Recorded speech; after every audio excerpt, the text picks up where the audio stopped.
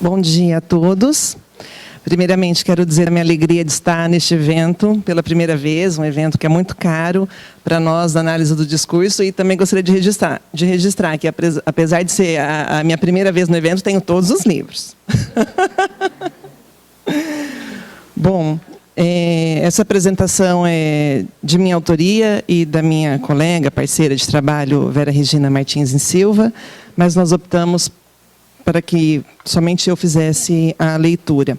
É um trabalho vinculado ao grupo de pesquisa Ciência, Língua e Ensino, coordenado pela nossa colega da Unemate, Ana Maria de Renzo, que estabelece uma via de mão dupla aí com os trabalhos que desenvolvemos no programa de mestrado profissional em letras, o Prof. Letras, e é dessa perspectiva que eu vou me colocar aqui para vocês. E passo, então, a leitura. Coisas do nervosismo. Obrigada. O funcionamento do programa de mestrado profissional em letras, ofertado na Universidade do Estado de Mato Grosso, Unemate, no campus universitário de Cáceres, foi e tem sido marcado por um processo de ressignificação desde a entrada da primeira turma em agosto de 2013. Temos dito que foi a nossa ousadia produzida pela análise de discurso na relação com a história das ideias linguísticas, que tem sustentado a proposta teórico-metodológica que atravessa as ações que desenvolvemos, materializadas no nosso modo de olhar para a formação de professores de língua portuguesa que atuam no ensino fundamental, o público-alvo deste programa.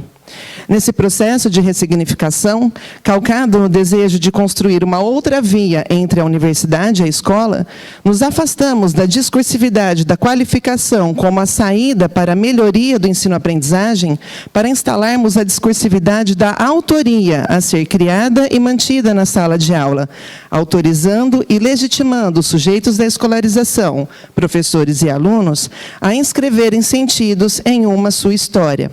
Estou aqui me baseando em Pfeiffer, de modo a desestabilizar os processos assimétricos e desiguais, por meios dos quais o trabalho intelectual se organiza em nossa sociedade, de acordo com Pechet, e em especial na escola. Nesse movimento a ser feito nas redes de filiações de sentidos, que significam a escola e seus sujeitos, ancoradas no discurso pedagógico autoritário, encarnado nas políticas públicas de ensino de língua, compreendemos ser necessário criarmos as condições para se promover um deslocamento na relação do professor com o saber sobre a língua que ensina, com as formações imaginárias sobre ser professor e ser aluno, com os instrumentos linguísticos e as tecnologias de escrita que mobiliza no seu fazer de docente. Dessa forma, o Prof. Letras tem sido, para nós, um laboratório de observação e de experimento teórico-prático no campo da linguagem. Na observação, vivenciamos a cada seleção o modo pelo qual cada mestrando se relaciona com o ensino de língua portuguesa no ensino fundamental. Como experimento prático, temos a oportunidade de problematizar com eles suas práticas de ensino de língua voltadas para alunos matriculados do 6º a 9º anos de escolas da rede pública, de modo a questionar os sentidos de evidência que circulam sobre alfabetização, leitura, escrita e tecnologia. Ao mesmo tempo, os efeitos produzidos ao longo do processo de orientação dos trabalhos têm nos demandado a busca de outras compreensões, efeito de um processo de avaliação que nos toma e nos significa na relação com este programa, resultando em objeto de pesquisa de nossas investigações. Desse trabalho teórico-analítico veio a compreensão de que o tom a ser dado aos trabalhos desenvolvidos neste programa colocaria em evidência os modos de apropriação das tecnologias de escrita, tal como compreende Orhun, na constituição da autoria. Seria por meio da relação autoria e tecnologia que se daria visibilidade aos diferentes modos pelos quais os sujeitos se relacionam com o ensino da língua na imbricação das diferentes materialidades significantes, conforme Lagasse, 2017. Materialidades expostas ao trabalho do simbólico, se constituindo em objetos simbólicos para o sujeito, conforme Bolognini e Lagasse, nas quais o sentido não é indiferente aos processos de sua formulação, constituição e circulação, conforme nos ensina Orlandi. distanciando-nos dos sentidos que hierarquizam e sobredeterminam a tecnologia digital, em detrimento de outros sentidos de tecnologias, bem como nos afastamos dos sentidos que significam as tecnologias digitais como suporte da comunicação ou como artefato metodológico. Compreendemos que nessas discursividades se atualiza a memória discursiva que refere à entrada dos meios de comunicação na escola, institucionalizada na LDB de 1971, produzindo, de acordo com Silva, Marisa Vieira, a diluição e o esvaziamento do ensino da língua, como parte dos efeitos produzidos pela mudança do nome da disciplina de língua portuguesa para comunicação e expressão. Buscamos também nos descolar do sentido de tecnologia digital como uma demanda político-ideológica da inovação, que impõe um discurso do novo sobre a memória do velho, que não dá lugar para a criatividade, para a interpretação, para a compreensão do processo e das implicações ideológicas desse fazer. Compreensões que instalam um equívoco que sustenta a discursividade da inserção das TICs como um mecanismo para o preenchimento da falta que significa a educação em nosso país, a dificuldade da escola de cumprir sua função de ensinar, conforme Pfeiffer. De nossa perspectiva, compreendemos o ciberespaço como um espaço discursivo, marcado por uma temporalidade organizada a partir do acontecimento instaurado pela internet, conforme Dias, 2012, com seus espaços de escritura em sua espessura material. E aqui trago uma citação de Dias, 2018. A materialidade digital inclui tanto o meio material, que, por sua vez, reúne de modo constitutivo as tecnologias do urbano, as tecnologias digitais, quanto a forma material, que, por seu lado, reúne língua e história. Nessas condições de produção do digital, a circulação adquire especial estatuto, pois é pela circulação que o digital se formula e se constitui, conforme Dias. Sentidos que mostram o modo pelo qual a mobilidade e a conectividade, elementos do laço social contemporâneo, afetam o sujeito, dando-nos mais um elemento de sustentação para nos descolarmos de compreensões sobre o funcionamento do digital na perspectiva opositiva da inclusão e da exclusão, que projeta, dentre outros sentidos, em se tratando da escola, a necessidade inequívoca do letramento digital do professor. Ao mesmo tempo, como efeito desse processo de individualização pelo digital, nossos mestrandos encontram no Facebook um espaço para dar visibilidade ao processo de desenvolvimento de seus trabalhos, uma vez que essa rede social possibilita a circulação do trabalho realizado em sala de aula para além dos espaços tradicionais da escola, como as paredes das salas, os murais dos corredores e os eventos no pátio.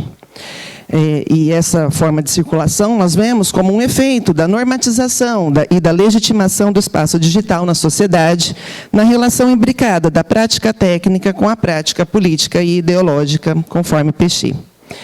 Nessa direção, nossos alunos criam no Face uma fanpage do projeto, valendo-se de suas formas de textualização em distintas matérias significantes. Com esse gesto, o espaço da escola, enquanto espaço urbano, o espaço do digital, enquanto espaço da tecnologia, tornam-se materialmente ligados pela circulação do discurso. Vem desse gesto as nossas inquietações sobre a circulação de resultados parciais e finais, digamos assim, do projeto no espaço virtual. E passamos, então, a apresentar uma sequência de recortes extraídos da dissertação de Santos, publicada em 2018, com vistas a colocar em evidência os modos pelos quais a autora compreendeu o lugar das TICs na concepção do seu projeto, momento anterior ao desenvolvimento do trabalho, propriamente dito, e os efeitos produzidos no que tange a entrada das TICs na sua sala de aula. Tomando algumas pistas que os recortes de Santos nos dão, fomos levadas a compreender como o digital engendra os modos de individualização do sujeito urbano na escola, com vistas a colocar em evidência as diferentes maneiras de ser e de se relacionar desses sujeitos nesse espaço digital, nas condições de produção de uma sala de aula em que os espaços da escola e do digital estão materialmente imbricados. E aí vou fazer a leitura do recorte. Pretendíamos utilizar a rede social como lugar de funcionamento da linguagem enquanto relação entre os sujeitos na sociedade atual. Aproveitar a disponibilidade do recurso e a acessibilidade desses alunos que utilizam a rede no seu dia a dia, a fim de ressignificar seu uso na escola, onde costuma ser apenas instrumento no âmbito do utilitário. Pensávamos que a criação da página do projeto proporcionaria relações entre sujeitos usuários dessa plataforma, a saber, nós, nossos alunos da turma, outros alunos, professores, amigos, vizinhos, conhecidos, entre outros. Os alunos não somente fariam postagens, mas também poderiam curtir, comentar e responder a comentários que surgissem. A discursividade de Santos coloca para nossa compreensão os efeitos da circulação no espaço digital do Facebook. A criação da página do projeto instaura as condições para o gesto de postar, uma forma de subjetivação do digital, que projeta a interlocução com o outro. O postar é para alguém.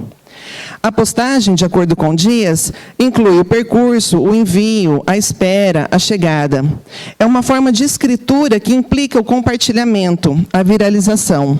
Os alunos não somente fariam postagens, mas também poderiam curtir, comentar e responder a comentários que surgissem. Nessa discursividade, o sentido de internet em funcionamento é o de um espaço simbólico de produção de sujeitos e sentidos, lugar de funcionamento da linguagem enquanto relação entre sujeitos na sociedade atual.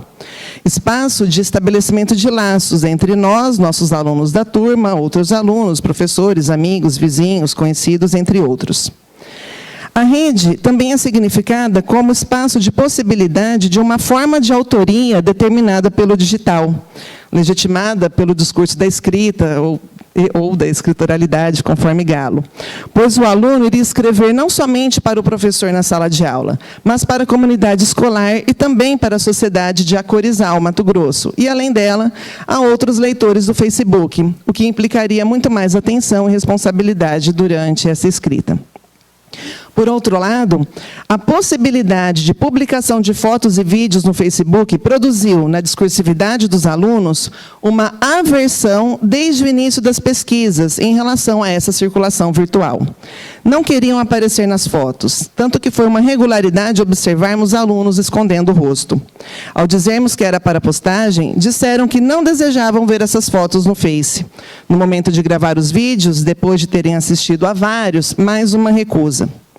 Enquanto na discursividade da professora, que alimentava o imaginário de que o fato dos alunos portarem celulares em sala e participarem de redes sociais os faria concordar com a exposição de imediato, projetou-se um dizer de que não fazia sentido circular as imagens nesse ambiente virtual, sem darmos visibilidade aos sujeitos responsáveis pelo vídeo, vlog, pois o objetivo era justamente colocar em evidência esse trabalho.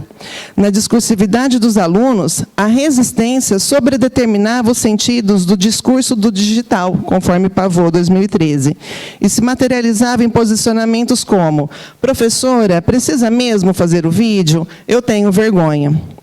Instalou-se, assim, uma tensão de sentidos em disputa entre o uso cotidiano desta rede social, a acessibilidade desses alunos que utilizam a rede no seu dia a dia, e o uso escolarizado do Facebook, que abria a possibilidade de identificação, reconhecimento pelos outros usuários desta rede social, um efeito de sentido de exposição com a qual os alunos não se identificaram. Para esses alunos, dar visibilidade ao projeto no Facebook, por meio de suas imagens em fotografias e em vídeos, vlogs, significou sob o efeito de um processo de pedagogização e didatização das mídias na escola, o que coloca em evidência distintos mecanismos de antecipação e distintas formações imaginárias de alunos e professores quando se trata da entrada da rede social Facebook na escola. Nessa tentativa de completar o circuito de relação entre o eu, a professora, e o outro, seus alunos, abriu-se uma fissura na relação professor-alunos, construída nessa sala de aula, materializada na exclusão do Facebook do projeto e na instalação de uma frustração na discursividade da professora. Optamos por excluir oficialmente o Facebook de nosso projeto. Admitimos uma frustração inicial quando observamos que este caminho não teria volta. Por outro lado, nos conformamos com o fato de que o trabalho dos alunos circulariam de outras maneiras. Vemos, assim, instaurado um funcionamento contraditório que coloca em evidência as diferentes formas de subjetivação desses sujeitos com esta rede social dentro e fora da escola, efeitos de distintos processos de individualização dos sujeitos pelo digital. É também pela contradição que compreendemos que, ao mesmo tempo que o trabalho de Santos vem dizer de uma regularidade em funcionamento em outros trabalhos já desenvolvidos ou em desenvolvimento, também encontramos registros, em outras dissertações, de um relacionamento distinto no que concerne à circulação de trabalhos e imagens no cyberespaço, o que nos leva a compreender que esses diferentes efeitos de sentido, no modo de professores e alunos compreenderem a materialidade da escrita no espaço digital, por meio do Facebook, colocam em evidência o confronto do simbólico com o político na relação do sujeito com a própria materialidade do digital. Sentidos que nos colocam outras questões e nos demandam a investir em outras compreensões. E, como tal, continua para nós a busca de outros pontos de significação, no movimento de se tomar a opacidade da circulação da escrita e da produção da leitura na internet, enquanto espaço polêmico da produção de sujeitos e sentidos. Muito obrigada.